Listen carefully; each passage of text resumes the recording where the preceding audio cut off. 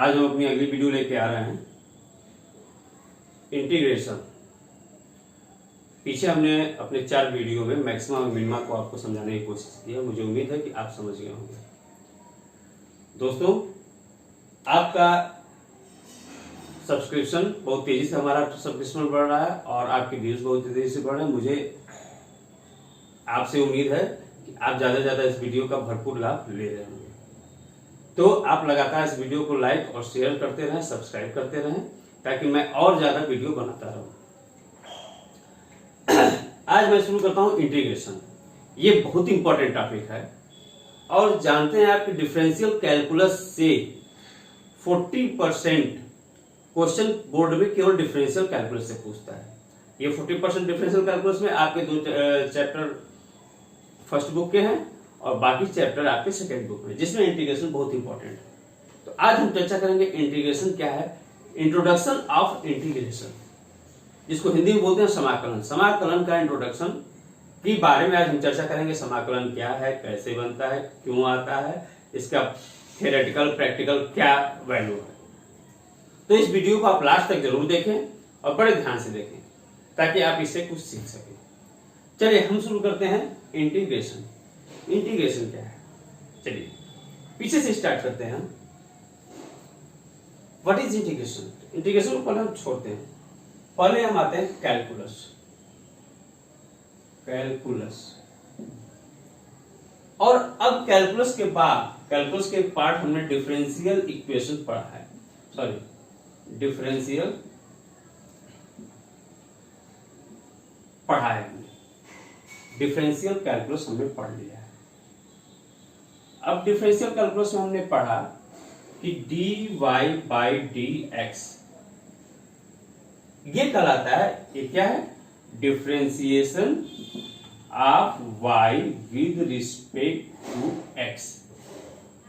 x के respect में y का differentiation, this is called differentiation. क्या है, डेरिवेटिव। अगर मान लीजिए y is equal to f x, कोई फंक्शन है, is a derivative function, derivative function. ये अगर एफ एक्स एक डेरिवेटिव फंक्शन है तो dy बाई dx हम फाइंड करते हैं एफ डैश एक्स। अब देखिए एफ एक्स से हमारा आया F dash x. F x से हमने डेरिवेटिव किया, डिफरेंशिएट किया, डेरिवेटिव आया एफ डैश एक्स। अब हमको एफ एक्स दिया है, हमने एफ डैश एक्स निकाला। एफ एक्स दिया है, एफ डैश एक्स निकाला। अब हम इसका अपोजिट कर दें। अगर हमको एफ डैश एक्स दिया है and we have to find f x, f dash x दिया है और हमको फाइंड करना एफ एक्स, तो this is called anti derivative. Anti derivative या इसी को हम बोलते हैं integral. Integral, integral what is anti derivative और integral? The reverse process of derivative या differentiation is called integral. The reverse process of derivative is called antiderivative. The reverse process of differentiation is called integration. तो integration या differentiation, integration क्या है, antiderivative क्या है? Just reverse the process of differentiation. dy by dx कोई function दिया है, अगर हमारा हम ले लेते हैं dy by dx is equal to, अगर हमारा आ गया f डैश x, तो dy is equal to f dash x dx। अब यहां से अगर हम इंटीग्रेशन कर दें, dy is equal to integration f dash x dx, तो दिस इज डेरिवेटिव। ये आ गया हमारा, सीधे सीधे एफ एक्स आ जाएगा, y इज इक्वल टू, ये हमने क्या किया, y is equal to f x था, उसको dy बाई dx हमने बनाया, डिफरेंशिएट किया और जस्ट उसका रिवर्स हमने कर दिया, y इज इक्वल टू फिर एफ एक्स आ जा रहा है हमारा, that is anti derivative. Anti derivative clear हुआ? एंटी डेरिवेटिव क्या है? Just reverse the process of derivative. Just reverse the process of differentiation is called antiderivative. अब antiderivative को लिखते कैसे हैं? तो जैसे हमने देखा कि एफ डैश एक्स से एंटी डेरिवेटिव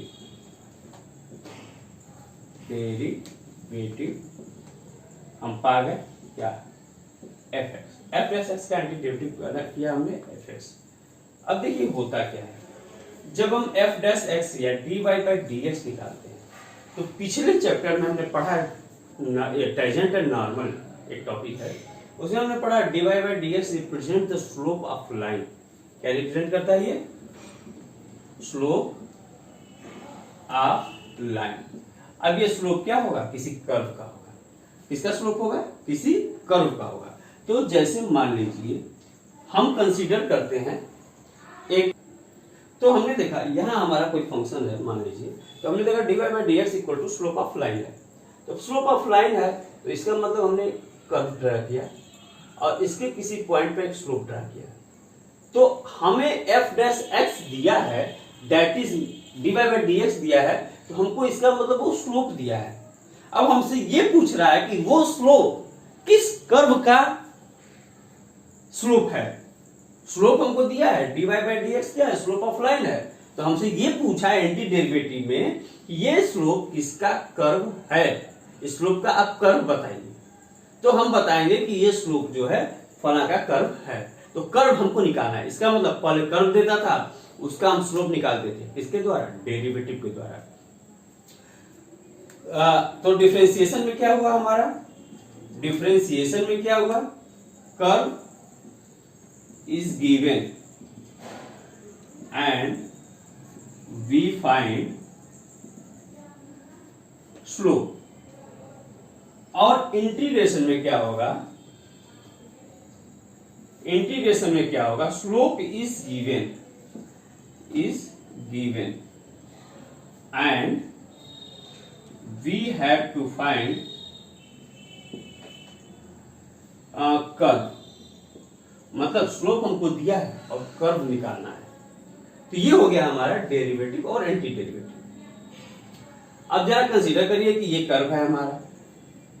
अब क्या करना है, मान लीजिए एफ एक्स को एक कर्व दे दिया है, तो ये हमारा निकला, ये क्या है, इसकी area covered bye slope. What is this, this is area covered bye slope. इसका मतलब इसकी स्मॉल स्ट्रिप हम मान लेते हैं, ये हमारा आ गया यहां से यहां तक एफ एक्स। क्या आ गया, एफ एक्स। तो एफ एक्स है ये स्मॉल डी एक्स ले लेते हैं, ये इतना। तो इस स्ट्रिप का यहां पर हम मान लेते हैं वैल्यू ए ले लेते हैं, यहां वैल्यू बी ले लेते हैं। तो इस स्ट्रिप की एरिया अगर हम निकालेंगे तो यहां से यहां तक की हाइट हो जाएगी, क्योंकि बहुत स्मॉल स्ट्रिप है, बहुत पतली स्ट्रिप है, इसलिए इसको हम लगभग रेक्टेंगुलर मानते हैं। तो अगर मान लीजिए ये एफ एक्स हमारा फंक्शन है, तो इसकी एरिया क्या हो जाएगी, इस स्ट्रिप की f x into d x. What is this, f x into d x. अब f x into d x है, एरिया कहां से कहां तक फाइंड करना है हमको, ए से लेके बी तक इस f x area covered under f x.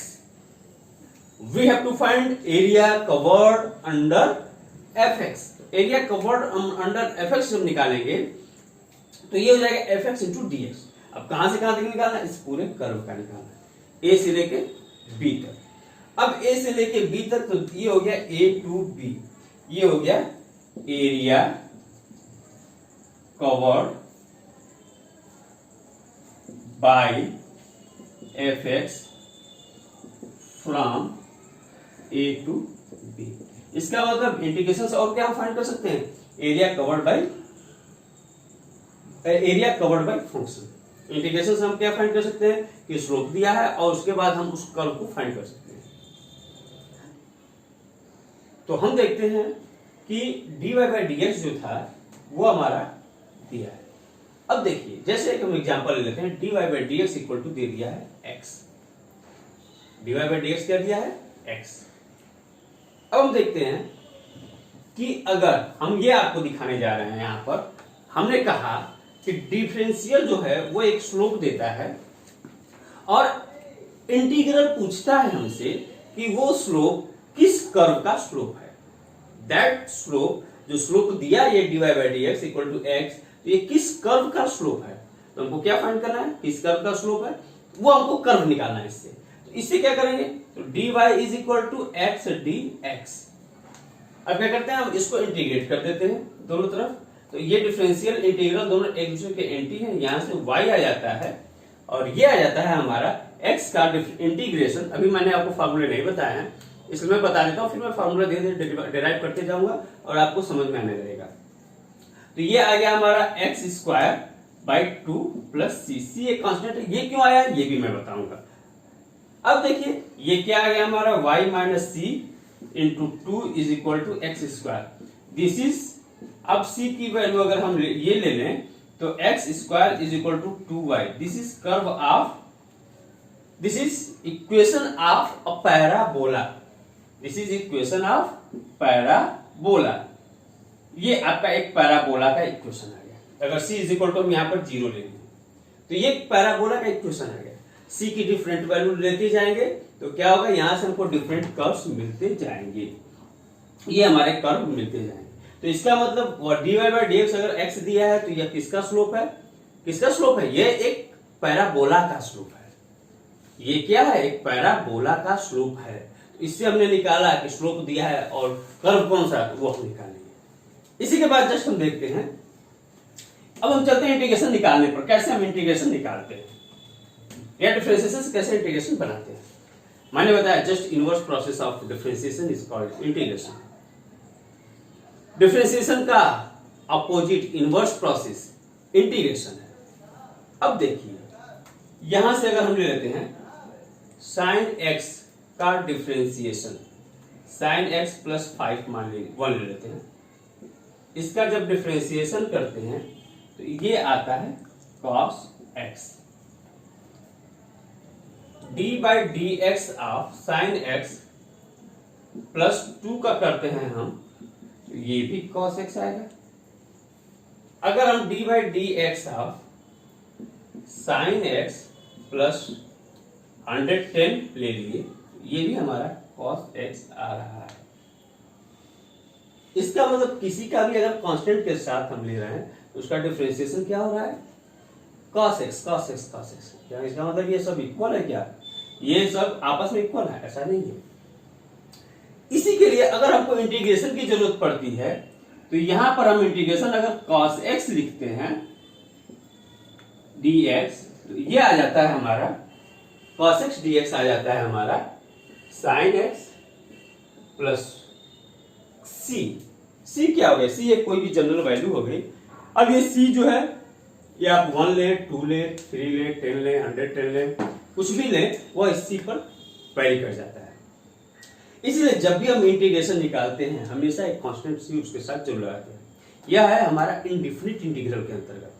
और डिफिनिट इंटीग्रल क्या है, वो हम किसी का भी अगर कवर्ड एरिया ले लें, जैसे हमने ये कहा कर्व है a टू b, अगर हम एरिया ले लेते हैं किसी दो लिमिट के अंतर्गत अगर हम ये इंटीग्रेशन निकालते हैं तो वो कहलाता है हमारा क्या, डिफिनिट इंटीग्रल। लेकिन ये चूंकि जनरल है इसलिए हम इसको बोलते हैं इनडेफिनिट इंटीग्रल। तो अब मुझे उम्मीद है कि आप समझ गए होंगे कि ये इनडेफिनिट इंटीग्रल में ये c क्यों लगता है। अब इंटीग्रेशन करता क्या है, इंटीग्रेशन का रोल क्या है, इंटीग्रेशन का प्रैक्टिकल यूज क्या है। तो इंटीग्रेशन हमेशा फैमिली ऑफ कर्व देता है।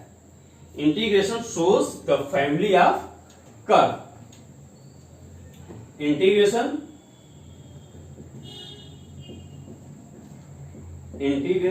shows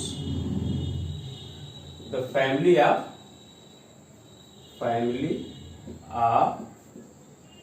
curve. ये हमेशा इंटीग्रेशन जो है फैमिली ऑफ कर्व को शो करता है। जब भी आप इंटीग्रेशन निकालेंगे वो फैमिली ऑफ कर्व देगा। जैसे हमने ले लिया sin x प्लस सी का, या हम ले लें y is equal to dy by d x, अभी हमने पीछे निकाला एक्स स्क्वायर प्लस सी। इसका मतलब हमने अभी dy by d x equal to हमने x लिया, यहां से अगर हमने y निकाला तो यह आ जाएगा एक्स स्क्वायर प्लस सी, कुछ इस तरह से करके आएगा वो एक्स स्क्वायर अपॉन 2, तो ये कुछ करके आएगा। इसका मतलब ये क्या हो गया, हमारा फैमिली ऑफ कर्व है। क्या ये एक फैमिली ऑफ कर्व दे रहा है। तो इंटीग्रेशन हमेशा जो है वो फैमिली ऑफ कर्व को शो करता है। ये चीज आप दिमाग में बैठा लें। अब इसके बाद चलते हैं हम फार्मूलों पर। हमारे फार्मूले क्या है, तो हम देखते हैं अपना डेरिवेटिव एंटी डेरिवेटिव। जिसमें कोई दिक्कत होगी उसको आप कमेंट बॉक्स में लिख सकते हैं। मैं फॉर्मूला डिराइव करने जा रहा हूँ। क्या फॉर्मूला आपको मैं बताने जा रहा हूँ। अब जैसे हमने देखा कि D x D by d x x की पावर n प्लस 1 का डिफरेंशिएशन क्या हो जाएगा, n प्लस 1 एक्स की पावर n प्लस 1 एक्स की पावर n।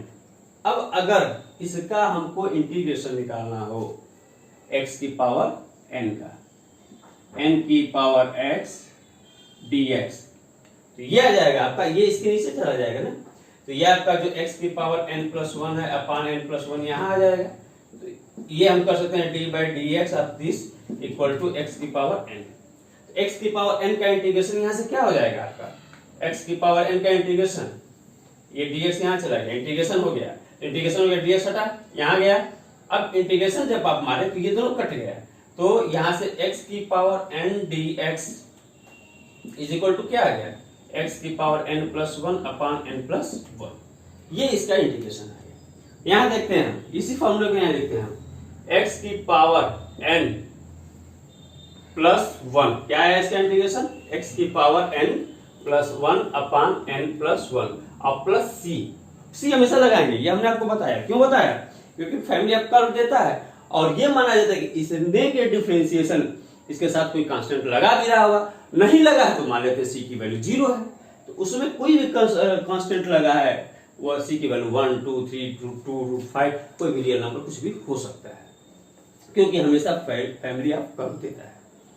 अब देखते हैं इसके बाद, तो x की पावर n का डिफरेंशिएशन क्या हो गया, x की पावर n का x की पावर n प्लस 1 का डिफरेंशिएशन n प्लस 1 x की पावर n और x की पावर n का इंटीग्रेशन x की power n plus 1 upon n plus 1 plus c।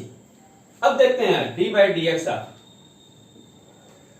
e power x, तो ये आता है e पावर x, इसका इंटीग्रेशन में भी कोई चेंज नहीं होगा, e power x dx equal to e power x और प्लस c जरूर लगाएंगे, यह इसके लिए हो गया। फिर इसके बाद हम देखते हैं d by d x of log x, तो log x का इंटीग्रेशन क्या होता है, डिफरेंशिएशन, सॉरी log x का डिफरेंशिएशन 1 बाई x, तो 1 बाई x का इंटीग्रेशन क्या हो जाएगा, 1 by x dx equal to 1 by x का इंटीग्रेशन ये log x, ये हो गया log x प्लस c। फिर हम देखते हैं d by d x of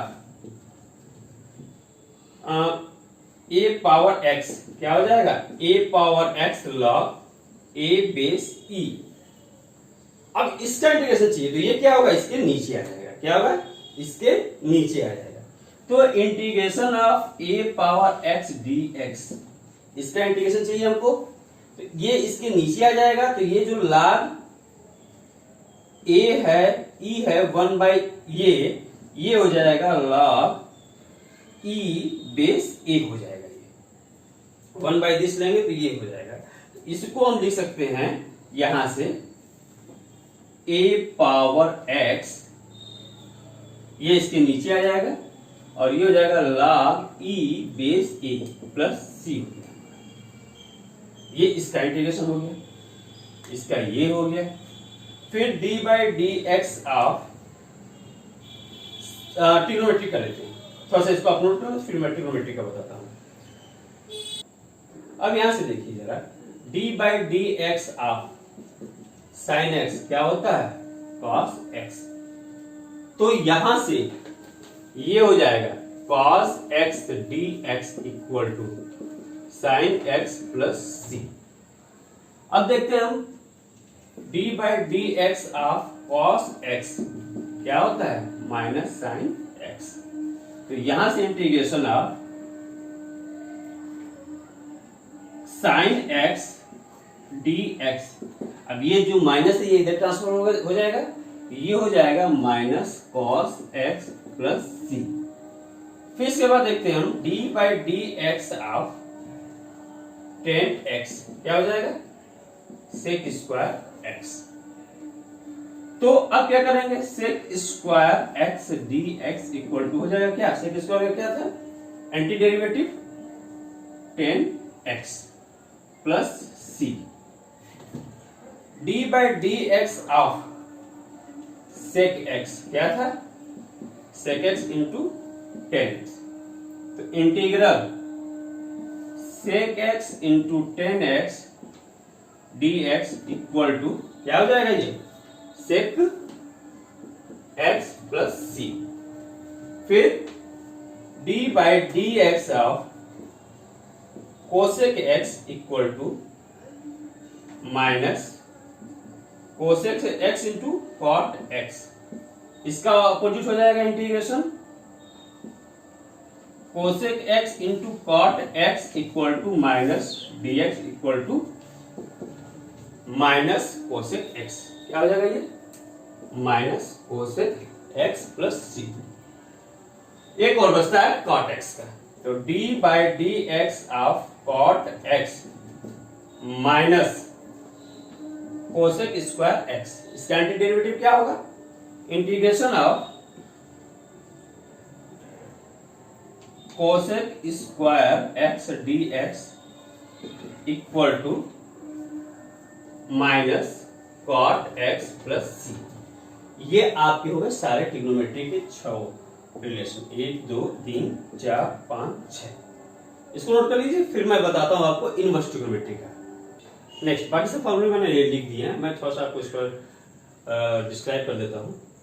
sine inverse x का डिफरेंशिएशन होता है 1/√1 माइनस एक्स स्क्वायर। इसका इंटीग्रेशन हो जाएगा 1/√1 माइनस एक्स स्क्वायर का इंटीग्रेशन हो जाएगा sign inverse x.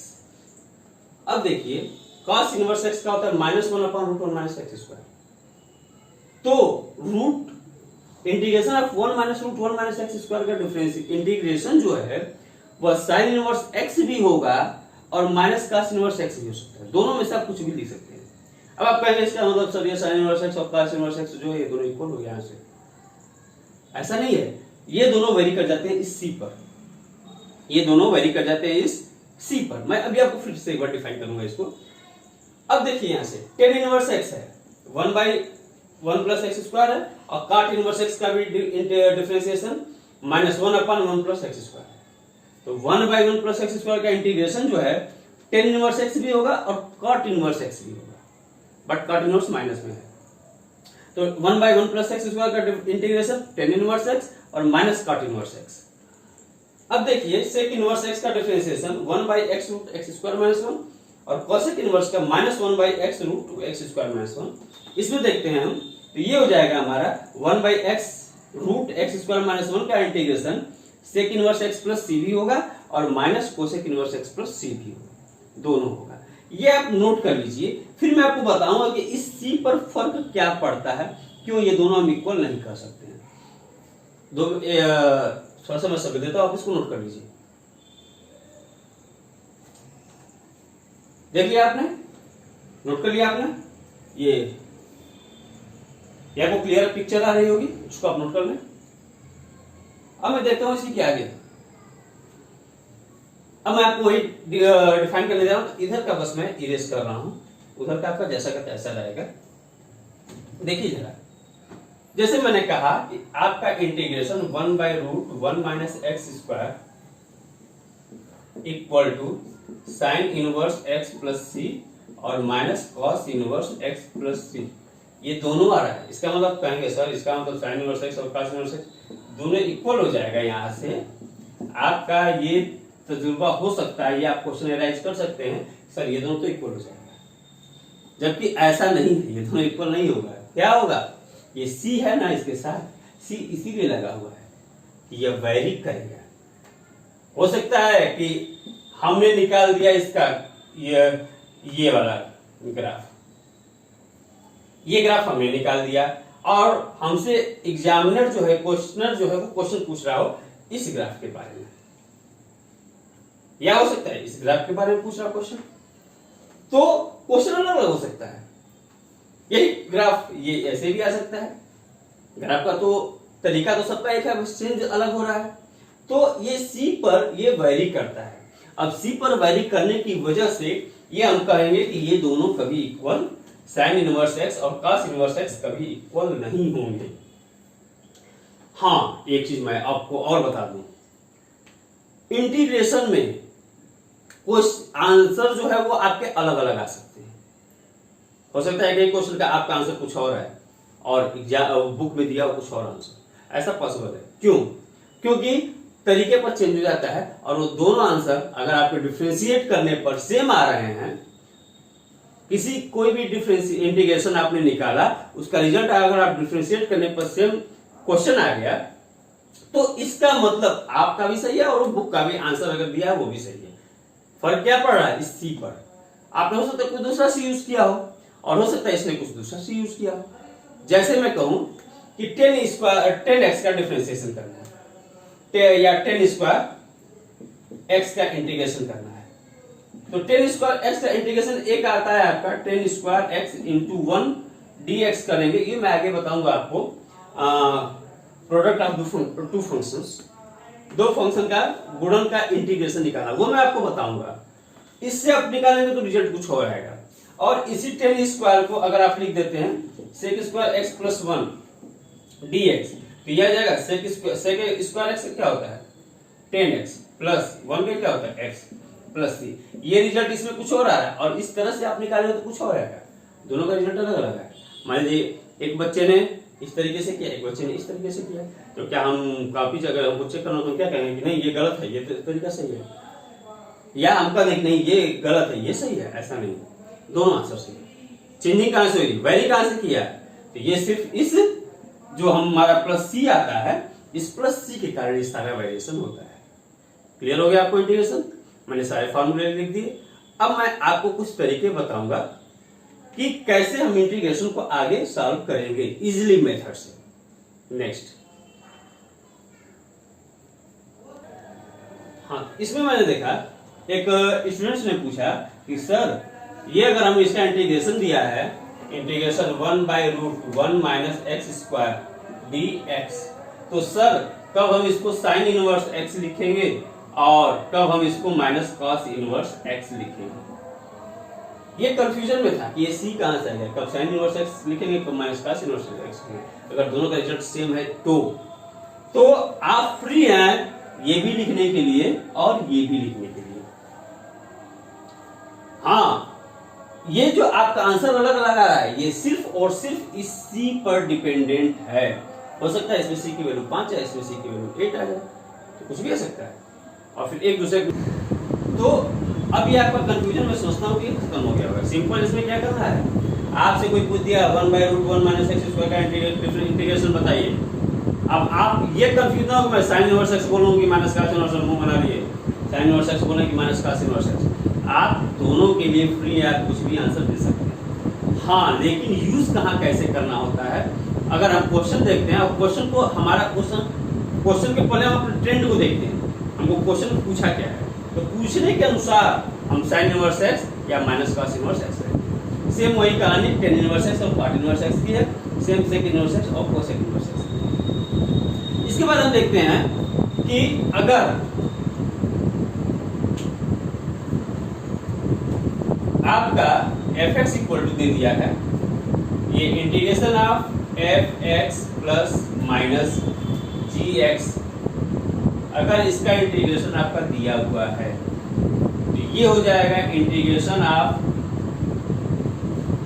fx dx plus minus integration of gx dx। जैसे इस पर मैं क्वेश्चन करके बताता हूँ। अगर आपको दे दिया integration of 1/x plus sec square x का इंटीग्रेशन बताइए, 1/x plus sec square x का इंटीग्रेशन बताइए। इसमें आप क्या करेंगे, integration of 1/x dx plus integration of sec square x dx। 1/x का फॉर्मूले में सीधे देखा होगा आपने, क्या हो जाएगा log x, और सेक स्क्वायर x का क्या होगा 10x, और प्लस c जरूर लगाएंगे, इनडेफिनिट इंटीग्रल में प्लस c जरूर लगाएंगे, ये मैंने आपको बताया। ये हो गया हमारा 1/x plus sec square x का इंटीग्रेशन, सीधे अलग अलग कर दिया। अगर यहाँ माइनस होता तो यहाँ माइनस रख दिया, यहाँ माइनस। सेम अगर द लीजिए ये एक फार्मूला हो गया। दूसरा फार्मूला अगर आप देखते हैं, integration of a f x का अगर इंटीग्रेशन करना है तो ये हो जाएगा हमारा k integration of fx dx। जैसे मैंने कहा कि 3 cos x का इंटीग्रेशन बताइए dx, तो ये क्या हो जाएगा 3 integration of cos x dx। तो अब cos x का इंटीग्रेशन आपको पता होगा, cos x का इंटीग्रेशन क्या होता है sin x, क्या होता है, तो ये हो जाएगा 3 sin x प्लस c, मतलब ये कांस्टेंट जो है ये पहले बाहर आ जाएगा और कांस्टेंट का कोई इंटीग्रेशन करने की कोई जरूरत नहीं है। क्लियर? तो ये आपके दो फॉर्मूले बहुत इंपॉर्टेंट है और इससे आप किसी भी इंटीग्रेशन को कर सकते हैं। अगला मैं बताऊंगा आपको, ये हमारा वीडियो आज का इंट्रोडक्शन का केवल था, अब एक्सरसाइज का वीडियो मैं अलग से आपको बनाऊंगा और ये आज हमारा इंट्रो का पार्ट रहा और मैं चाहता हूँ जल्द आप इस पूरे वीडियो को जब भी देखें पूरे वीडियो को कंप्लीट देखें ताकि आपका इंटीग्रेशन कंप्लीट है। और दोस्तों कम से कम सब्सक्राइब तो करो यार, सब्सक्राइब करो, लाइक करो और शेयर करो। जितना ज़्यादा आप सब्सक्राइब करेंगे उतनी ज़्यादा मैं वीडियो बनाता रहूँ। थैंक यू, वेलकम, धन्यवाद।